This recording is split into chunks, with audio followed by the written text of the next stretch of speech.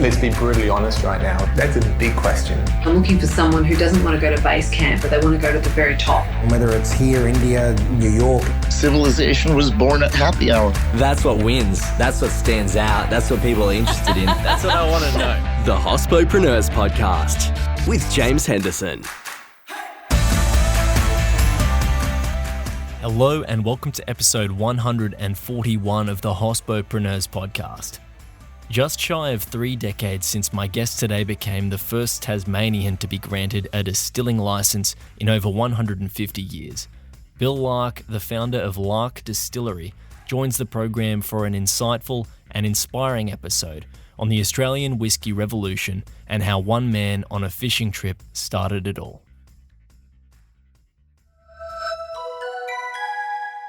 Folks, so that we can keep running the show, Access Collins has sponsored this episode.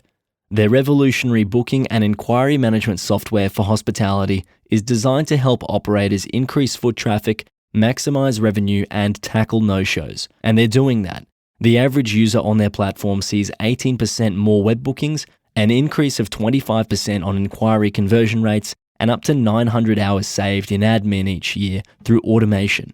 If that might help you too, check them out at bit.ly/hosposponsor.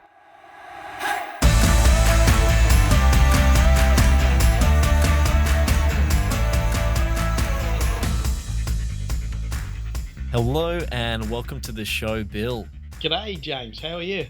Very well. Thank you so much for joining me on the program today. I'm really excited to interview you. You've done an amazing job to build not just Tasmanian, but Australian whiskey industry over a number of years. So incredibly excited to have you on the show. And I'll just crack straight into it with the crazy hospitality story or exceptional hospitality experience. What have you got for the show today, Bill?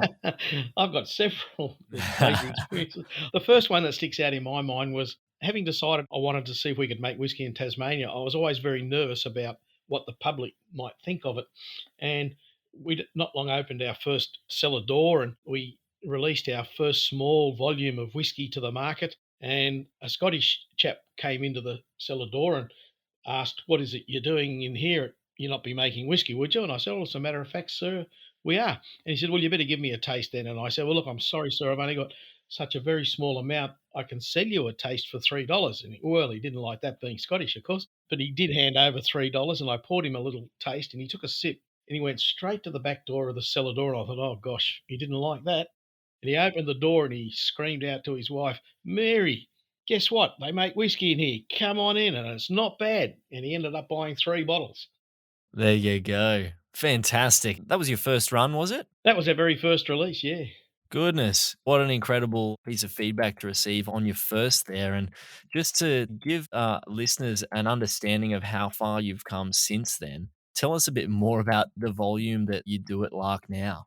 There's several things. Our company has grown from Lynn and myself making whiskey on the kitchen table to a company that now employs about 50 people. And it's now a publicly listed company. One of the things I've learned about that is I've got to be very careful what I say. I can tell you, having made something like about 100 litres of whiskey a year for 3 years in our first 3 years, we now make many, many thousands of litres of whiskey a year, and that's still not enough. We just simply can't keep up. Look, Bill, I like to ask why you do what you do as a second question for all guests on the program. I'd love to know a bit more laterally. The other words I use are macro, a little bit more abstractly. Why do you do what you do? Is it the same thing that really inspired you to make whiskey initially, or is it something else? And is it something that sits behind that? What is your why? What really inspires you? All my life, I've taken inspiration from seeing what other people are doing and always thinking to myself, I'd like to do that. Why can't I do that? It's probably a failing.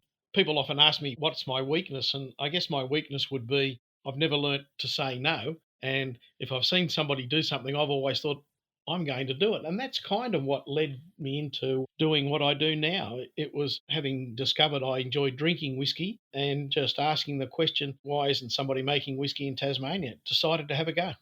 And that's just been the story of my life. Yeah, people have said no, and you've just done it anyway. You've wanted to do it in spite to spite them or in spite of them? No, just challenge myself, I guess. It's like I was a skier up at Ben Lomond, our ski field here, and myself and three mates used to like going around and having a drink at other people's lodges. There was no pub on the mountain at the time, and after getting kicked out of every lodge one night, we sort of woke up in the morning and said, "Why don't we build a place we can't get kicked out of?" And we decided to build a pub in the ski field, and blow me down, we did. We built it and ran it for 20 years. Fantastic. I guess then to flesh out that why a little bit more, and Bill, you're going to have some incredible stories, I know. And even there with the crazy hospitality story at the beginning, I'm sure we could do a whole episode on some of the amazing stories that you've got over your long and successful career in the industry. But to flesh out your why just a little bit more, what is it that got you started initially? And then to build that story into what it is that you do today, are you inspired by the same things? I'm interested to know that along the way. So it might begin with what is it that really inspired you to start? Honestly, the thing that inspired me was the result of a very simple barbecue up in the Highlands of Tasmania with my father in law, Max. He introduced me to Scottish single malts, and we both shared a love of fishing up in the Highlands for trout. And Max would always bring along a nice bottle of single malt whiskey. One particular day, we were just sitting in the middle of Bothwell barbecuing the trout, waiting for our wives to turn up. And we were just thinking about these issues over a bottle of Glenfiddich, and we were talking Tasmania's got good water and the barley's obviously very good. Our local beers are now being sold all over the world, and we think our climate's okay. And we were just talking along those lines when my wife Lynn came up and said, "Well, Bill, I know you want to do it. Why don't you give it a go?" And it was as simple as that. And so I guess our inspiration came from being in Tasmania with all what appeared to be the right ingredients to make single malt whiskey. What an incredible time then that you must have shared with your father-in-law, and then to be pushed by your wife, Lynn, to then take that jump to make whiskey and move forward from there. I'd love to know a bit about your journey. How did you then get started? Was it a matter of just going, okay, cool, I'm going to make whiskey and then research the hell out of it and get started? Or did you partner with someone else? Or what did that sort of look like for you, Bill? It was kind of an organic growth, I suppose. Having said that, up in the Highlands, I remember going to Huonville and visiting a mate of mine that ran a bottle shop there, and I was having a beer with him. And I said, "Look, Boney, you've got all these wonderful whiskies on your shelf, but nothing from Tasmania. Why is that?" He said, "I don't know, Bill. Why don't you go and talk to old Fred up the road? I believe he worked for a distillery in Scotland." So he phoned Fred for me, and Fred said, "Tell Bill to come around." When I went around, Fred was opening a bottle of whiskey and invited me inside, and we sat in his lounge room drinking whiskey while he was telling me all these wonderful stories about his life working for a distillery in Scotland. At the end of that, he said, "Well, you should go and talk to my son. He worked for a company that made stills in Scotland." And when I went to see his son opened a bottle of whiskey, and away we went. Just, All over bottles of whiskey. Love it. well, I just simply found myself getting swept up in a wave of enthusiasm to see if we could make whiskey. So then I started to research, I suppose, but there's not a lot there. Back then, there certainly wasn't a lot of information around about making whiskey in Australia or making whiskey. So I just simply went and bought every coffee table book I could on whiskey, which always had a small chapter on the making of whiskey in very simple terms. So I started to get a bit of an understanding what was involved. Yeah, Bill, if you could take us back to what year we're in now in your story and what the environment really looked like in Australian whiskey. Now, it didn't exist then, did it? No, back when we went fishing and thought of this crazy idea, there was effectively nobody in Australia making single malt whiskey. There were a couple of big distilleries across Australia. We all know of Bundaberg up in Queensland, and there was a Tarak in South Australia. There had been a whiskey distillery in Australia from the 30s to the 70s, but that was primarily to produce a blended whiskey, which we all remember as Corio, not fondly necessarily, but was all big scale. So back in the late 80s, when I decided I'd like to really have a go and see if we could make whiskey, I needed to get a license. So I took myself along to the local customs office here in Hobart. This is in the late 80s, early 90s. I went in and they were all sitting at their desks, and I tapped the bell and someone said, "Yes, how can we help you?" And I said, "Look, I don't know, but I'd like to find out about getting a license to make whiskey." Well, they all jumped up off their desks. Somebody made me a cup of tea, and somebody else went and got the Distillation Act of 1901, and we started reading through it.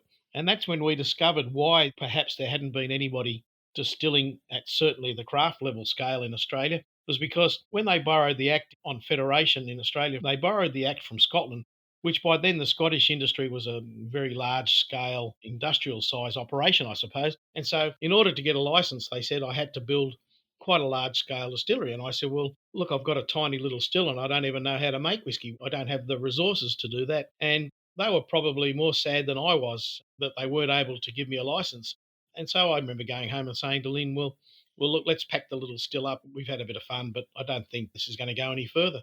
And life's a funny thing, but I've been lucky all my life, I guess. It's just not long later, I remember walking past our local federal politician's office, didn't know him, but walked in and introduced myself and told him what the problem was, discovered he liked whiskey and he thought he should do something about it. So he then phoned Barry Jones in Canberra. Barry was the Minister for Customs, Science and Small Business. Barry Jones loved whiskey and told Duncan to tell me to go back and apply for my licence, that he would change the regulations to the Act to allow small stills, which he did in a very short period of time. And so people often ask me, how hard did I have to fight to get the legislation changed? I think I would have had to fight not to get it changed. Everybody wanted to see if we could make whiskey in Tasmania. Tasmania had a colourful history of distilling going right back to the early colonial days. We had 7 licensed distilleries in colonial Hobart at about the same time that Scotland was first licensing their distilleries. The sad thing that happened back then for us is that our governor's wife was a teetotal. He was more interested in going off looking for the Northwest Passage, and she convinced him to ban distilling in Tasmania. And in 1839, distilling had been prohibited. So when I came along, caught a trout, decided I'd like to have a go, went to see customs, talked to our local pollies, I found myself in a situation where the legislation had been changed to give us the green light. And that was it. I really had no choice, I guess.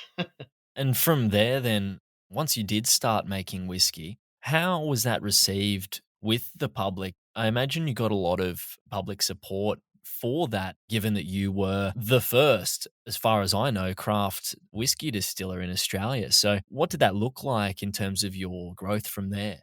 Look, you might think that. And to be honest, I've had a lot of tremendous support. But when you make a product in Australia, what I find is most Australians, we're all a bit the same. We're all a bit not sure about things until people prove that the product's okay. I remember people sort of starting to, like that Scotsman, the Scottish bloke said, you'd not be making whiskey, would you? A lot of people, I think, considered what we were doing to be a bit of a novelty or a hobby. And they were a bit skeptical about it until, of course, they tried it. And it just grew like a wildfire from there. But going back to getting my license, one of the things I was very, very nervous of was how the Scots would think of us silly colonials trying to make whiskey. The reason I decided to try and make a Tasmanian whiskey was because I enjoyed my Scottish whiskey. And I was really concerned that I didn't want to upset them. I really appreciated what they'd been doing for a couple of 100 years. That was my biggest fear, not necessarily what the Australian public would think, because to be honest, I just simply wanted to see if we could make whiskey. I had no intention of starting a business at all, none at all. In fact, I promised Lynn we wouldn't. We had too many other things going on at the time. What else were you doing at the time, Bill?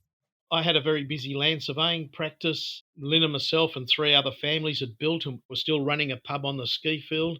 And with 2 other friends, we were operating a small farm down in the Huon Valley. I remember Lynn saying, let's see if we can make whiskey, but promise me you won't start another business. So you started making that whiskey, started getting it in people's hands, and it started growing, as you said there, even like wildfire. What did things look like from there? And then to then bring us forward over a number of years to a day, if you can summarize these sorts of huge leaps that have been made in the time up until today, you've now, as you said, Lark is a public company. So what did that look like navigating that and then deciding that you were going to change things within the business? A few very important moments in our journey to get to where we are today. One of them was having got that license back in 1992. I remember sitting at home thinking, what am I going to do now? Because I still don't know how to really make whiskey. I've read coffee table books. And I was really getting quite concerned that having a lot of people had a bit of faith in me to try and make whiskey, how was I going to learn? And then out of the blue, 2 weeks after getting our license, I had a phone call at 10 o'clock at night. I picked the phone up And it was John Grant from Glenfarclas Distillery in Scotland. And oh, hello, John, how can I help you? And he said, no, Bill, he said, I've heard from my distributor in Hobart that you have a license to make whiskey. Would you allow me to help you make good whiskey? My reaction was, John, you've got no idea how glad I am you phoned tonight. And that started the most amazing relationship with the Scottish industry. So then we did get started with John's help and other distillers from Scotland, their help as well. People started to take us a bit more seriously. We got commercial premises and people could come and see what we were doing. And then other people said they'd like to start making whiskey in Tasmania. Would I help them? So those words of John Grant were ringing in my ears, how wonderful it was that he offered to help me, that I felt if I didn't want to be just a novelty any longer and I wanted people to take Tasmanian whiskey seriously, it would be good to have a number of distilleries in Tasmania all making really good single malt whiskey. So I helped people just like John helped me. And I would say to them, look, I'm very happy to help you. And I would like to think that if somebody comes to you for help, you would help them as well. So to answer your question, I guess, how did we go from the kitchen table to a listed company that employs over 50 people? I guess the answer was because we've been able to encourage and see an industry grow up around us where we're all good mates, we all support each other. We have one goal in life, and that's to make the very best single malt whiskey we can. And I think we've been able to show Australia and the world that if you can work together with people, you can actually achieve something. And I guess because we were the first, we attracted a lot of interest from media all over the world, even. And I can honestly say, I don't think I ever once asked for any publicity, but I've now got 2 huge boxes full of paper clippings and magazine cuttings and stories that have come our way. And I guess that really drove the momentum for the Lark Distillery to a point where I used to get a lot of people say to me, Bill, can we be part of your business? And I used to say, why would you want to do that? I don't even know what I'm doing yet. And that kept happening until a point where I'd had a bit of a health scare and we'd been working pretty long and hard for a number of years. And Lynn and I both decided we should try and step back a bit. And this industry was really starting to take off, and our business in particular. Maybe we could enlist the help of some of these people that said they wanted to become part of the business. And we just started looking into it. Before we knew it, we had 19 shareholders. One of those shareholders was a representative of a listed company who just kept helping us grow the business, providing capital we needed to keep making more whiskey and overcoming those challenges, to a point where eventually the interest from around Australia was enormous and a lot of people wanting to be part of it, that it was decided to become part of this listed company, which had been set up to explore Australian whiskey. And we found ourselves a listed company probably about 4 or 5 years ago. That took a number of years. We're talking over 2-3 decades, right?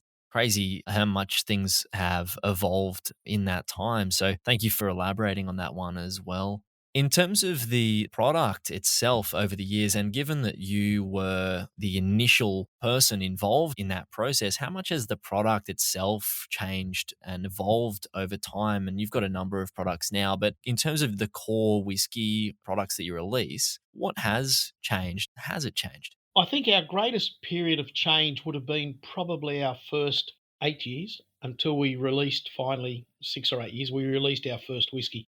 Up until then, it changed a lot because I was learning about barrel types and yeast regimes and how to run the still. And it was a lot of trial and error. But during that time, I discovered I really loved Australian or Tasmanian whiskey matured in Australian port casks. So I developed a style of making whiskey matured in port casks that was quite well balanced, I thought. And by that stage, we'd had quite a lot of people that were supporting us and following our whiskey, that I decided to release a whiskey where I could show my friends and our customers all of the elements that go into making whiskey. So I wanted them to experience the lovely floral note of the Tasmanian barley on the nose.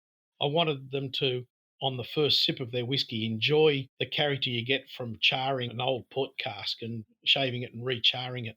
And then I wanted them to experience the rich oily malt across the middle of the palate. And we've always been lucky enough to own our own peat bog. And I wanted them to understand what the peat did to a whiskey, how it gave the whiskey a slight sweetness and a really lovely, delicate, smoky finish. So we put together a whiskey which we now call our classic cask, and it's at 43%. And it really, to this day, remains my favourite whiskey. And I'm really proud to say, after all of the changes our distillery's been through, the growth and everything else, our distillers are still making our core style of whiskey exactly the way I did all those years ago. And they, in fact, keep samples from those very early days. And they use that to train up new distillers to make sure we continue to make what I call a classic cask. And you can go into the cellar door today and buy a bottle. And I'm really proud to say, and I did this all last week showing people that whiskey, it is in essence the same whiskey today as it was then. So that's something I'm very proud of as well. I have a bottle of that with me at the moment, in fact, and it's an exceptional, even looking bottle too. I think it's a beautiful bottle and beautiful drop in there. So, how fantastic for you to have remained true to the product over a number of years. So, good on you for doing that, Bill, as well. For me, it's a wonderful thing that we're able to do that. That's why I still love doing what I do.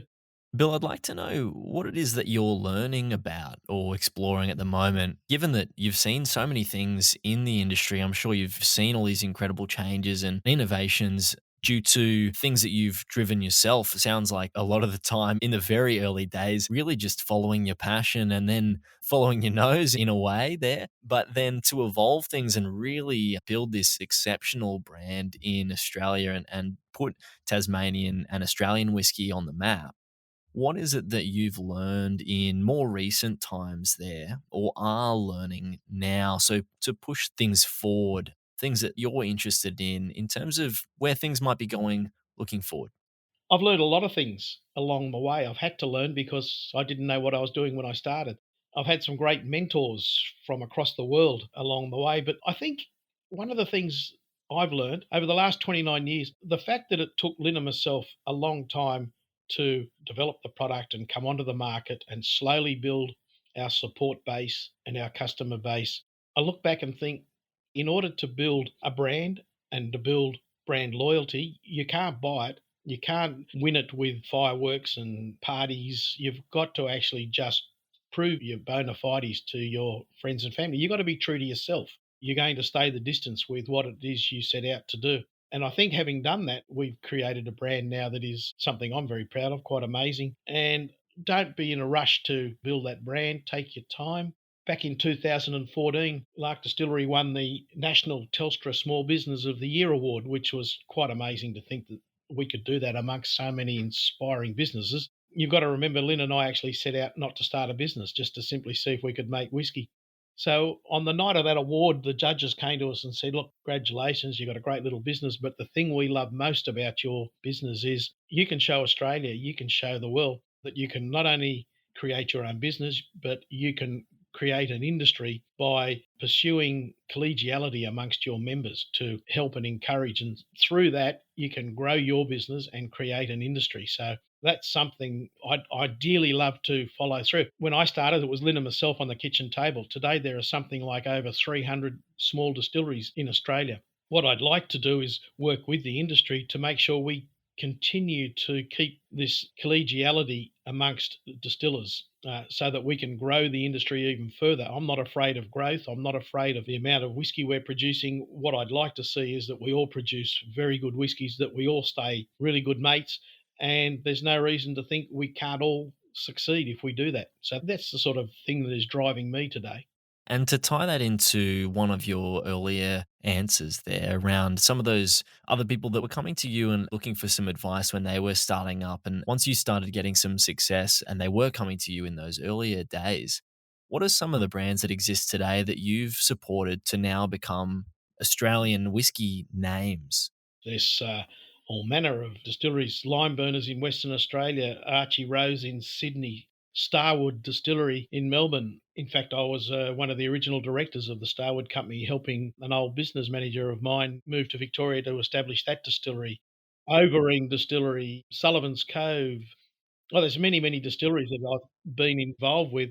The level of help I've given them is quite often not much more than inspiration and encouragement, and being there to back them up with some assistance when they've got a query about why is they still doing this, or what do I do now? Where do I go to get that? That's the sort of help that we've given.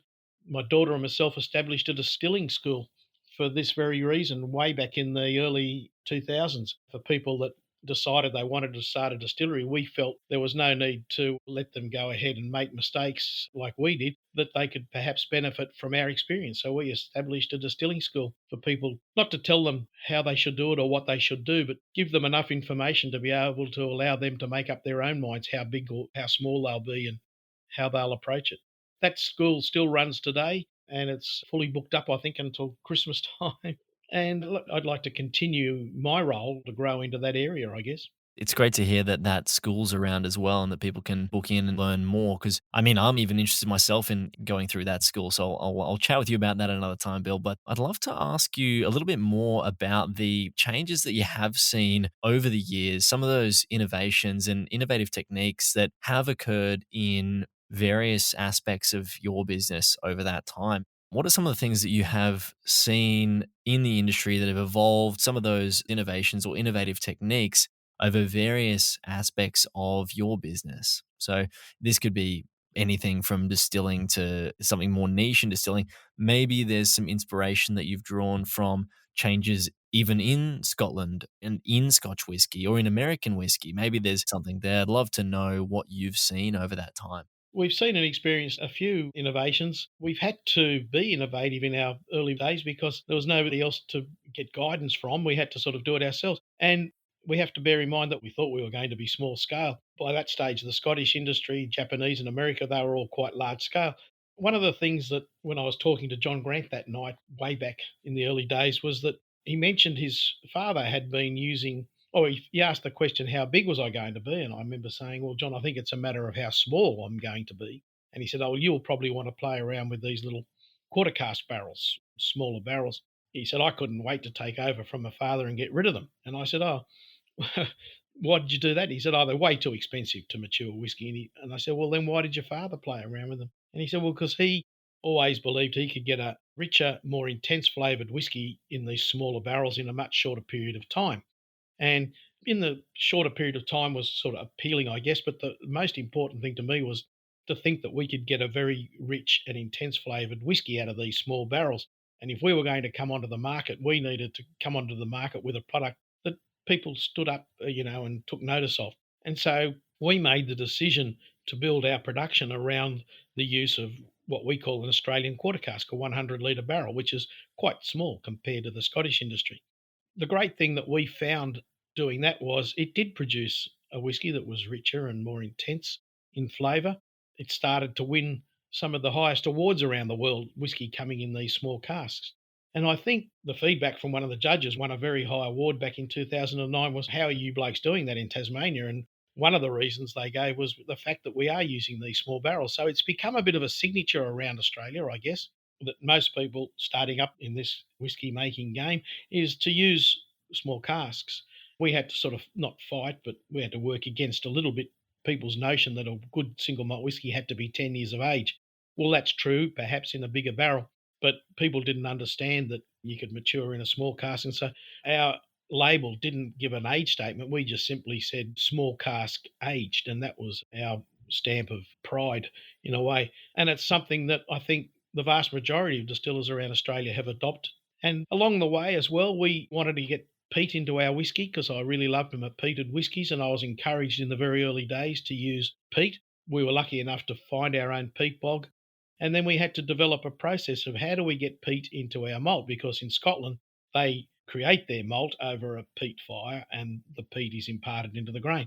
But we were buying our malted barley already malted. So we developed a process of what we call post-malt peat smoking, simply building a peat furnace, a bit like an updraft pottery kiln, and dampening the malted barley down slightly, and then drying it out over a peat fire.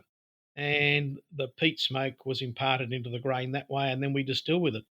Having mentioned that to some people in Scotland once, they thought, wow, what a very clever way of doing it, and for a lot of reasons, but clever. And they asked our daughter to come to Scotland and present a paper at their conference over in Edinburgh one year, which was fantastic because we thought how wonderful it is with all the information they've shared with us that we could go to Scotland and share some of our innovation with them. So look, yeah, the Australian industry, Australians by nature are very innovative sort of people. We'll have a go at anything. And we kind of had to, as our industry's grown up around us, we've had to adopt and adapt. But having said that, I am still a bit of a stickler for tradition, and I still want to see us make single malt whiskey with respect to the time honoured tradition being established over the last 200 years in Scotland, but making it an Australian whiskey or a Tasmanian whiskey using Australian barley and Australian water and distilled in Australia and bottled in Australia and everything else, but still along the lines respecting tradition. Let's be innovative, but let's not change the game. I like that. And there's in particular those two quite large things there, how you used or got that peat into your whiskey, but prior to that with quarter casks. Very interesting to hear from you, Bill. When you were playing with these ideas, when you started looking at new ways to do things or innovative processes or systems and products, even, how do you go through that process of developing those ideas, generating them, and then working with them, playing with them, and then establishing them as rules, products, systems, processes? How do you play with those ideas? First of all, you've got to come up with how are we going to solve the problem? And with the peat smoke, we had all sorts of crazy ideas. And then just by chance one night, we'd all been in a pub back in the days when you could smoke in pubs, talking about this idea. And we came outside and Lynn was going crook because a jumper smelt cigarette smoke. She said, if only we could do this with the barley. And we said, well, hang on a minute, perhaps we can. So I went home and I built a tiny little smoker, a bit like a fish smoker, I suppose. And I got some sterile cotton wool and put that above the peat smoke and found that it collected the peat phenolics. And we wrapped that up in a stainless steel basket and put it in the still. And we noticed straight away that it delivered sweetness to the whiskey and a lovely, delicate smoke note. So we just sort of grew that. We said, well, let's build a bigger furnace and let's get a stainless steel basket and let's grow from a small handful of malt to, I think in those early days we could do about 50 kilos or 25 kilos. As the distillery grew, we had to sort of come up with a bigger furnace. And that's when I looked to Lynn again. She'd been doing pottery and I noticed her updraft pottery kiln seemed to be a good solution for doing what I wanted to do. So we just sort of kept growing the idea, and whilst we needed to get bigger, and in terms of flavour profile, I'd always wanted to create a balanced whiskey, not a heavily peated whiskey. So by then we'd started developing relationships with other distilleries in Scotland that were prepared to take samples of our whiskey and test it for peat levels, and so that we could compare against different Scottish malts. It was just one of those iterative processes. What I've discovered is that the world of whiskey is really just one big family. They can't do enough to help us in Scotland or America, and I'd like to think we would do the same with them. So we were able to get help from the Scottish industry as well, keeping in touch with our good friends over there and testing it against the market too, seeing how the market would respond to lightly peat smoked whiskey, and then daring to make it a bit heavier peat smoking and seeing how the market reacted to that. It's a bit like building a brand. Building the quality and the character of your whiskey, it just comes with time. We don't want to do anything radical. We want to produce, at the end of the day, a whiskey that people love drinking and enjoy and wanting to share with their friends as well. Thank you for that, Bill. And you've also mentioned a few times that there are a lot of people in Scotland and around the world more broadly, then, that you have looked to and gained advice from over the years. Who are some of those people and those mentors, and maybe more broadly, who you ask for advice? Oh, we've got a range of people that we ask for advice depending on what that is. But right back at the beginning, it was John Grant from Glenfarclas. A little while later, our daughter was given a scholarship to go to Scotland and she was introduced to Dennis Nicol, the recently retired distiller from Lefroy. He became a wonderful mentor to us. Going to Scotland as often as we did, we soon built up relationships with groups like the Edrington Group that own Highland Park and Macallan, and they look after us very well when we go over there.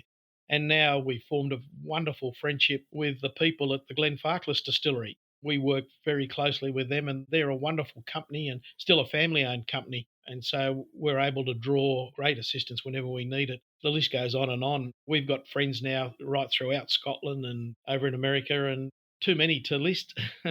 And one of the great things is they welcome us with open arms and they love the fact that we're now making great whiskey here in Tasmania. They share in our celebration.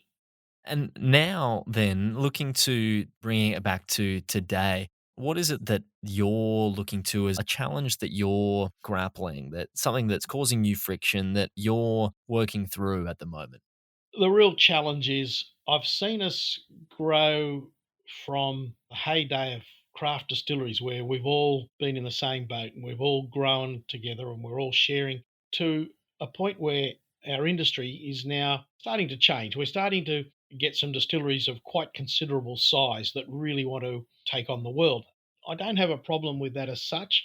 What I hope to do and achieve by staying involved in the industry is to show those big distilleries that they can do just as well by staying collegial, by working with the small distilleries, by working together to create the Australian whisky brand. It's easy with small companies, with small distillers.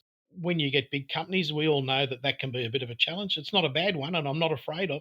I think it's wonderful that the industry's got to this stage where people have the faith and confidence in what we've done to become involved the way they are. And even when I say big companies, on the world scale, it's still very, very small compared to what the world's doing. But in terms of the Australian industry, it can be quite significant. And I'm not afraid of that. I think it's wonderful. I think it's just a matter of we've just got to make sure that we can show them the way and show them that they can grow and be as big as they like and still retain those traditions. There's some challenges there. I'm quite excited by that. I think it's wonderful that we've got to this stage. So we need to work with that. We've all had some incredibly difficult challenges relating to excise, where Australia has been one of the most highly excised countries in the world. And that's been a real handbrake on our industry growing forward. You may be aware, but the government announced in the last budget that they're finally going to give us a similar excise relief to the value that the wine industry has been enjoying in wet tax reliefs for quite some time now. So I think we'll find that hopefully that handbrake will be eased and removed to allow these 300 odd distilleries that have started up to really reach their peak, to be able to employ the number of people they would like to employ, to produce the volume of whisky they would like to produce, to really become a really sustainable industry for Australia, something we can all be proud of. That was a real challenge. It looks like that's going to be overcome. Another big challenge, I think, for all of us is we've all been amazed at the wonderful response to Australian whiskies from, firstly, the Australian market. And a real challenge for every distillery I know is keeping up with demand. You lay down as many barrels as you think more than you'll need, and by the time they're mature, you soon realise it was nowhere near enough, and it starts again. You need to lay down a greater number again. It's being able to predict, I suppose, where the market is going to be in the next 5 to 10 years. I wish I had a crystal ball. Well, thank you very much for that, Bill. It's been a pleasure having you on the show. I just have one last question for you today, and that's who would you like to hear on the show? Actually, quite a few inspirational people here in Tasmania. I've taken inspiration all my life from people that have been successful in business. One name that comes to mind is a chap called Andrew Smith, who is an orchardist in the Huon Valley and one of the directors of Willie Smith's cider business. He's a truly amazing character, an inspiring person. He's a wonderful leader in his industry and a great employer, and people love him. I love listening to Andrew every chance I get. I think he'd be a perfect guest for you. Thank you. Thank you very much for putting Andrew forward, and thank you very much for joining me on the show, Bill. It's been a pleasure and also very inspiring to hear your journey and how you've gone from wanting to make exceptional whiskey and now to be able to deliver that to the world. Thank you so much for joining me on the program, and I'm really excited to see Lark continue to grow in the years moving forward. So thank you again, and all the very best. Thanks, James. This program is hosted by James Henderson. Voiceovers were by Angus Brennan and Shim Phelan. Thanks to our distribution team, and a special thanks to you for tuning in every week. This program was produced by H Media. We'll see you soon.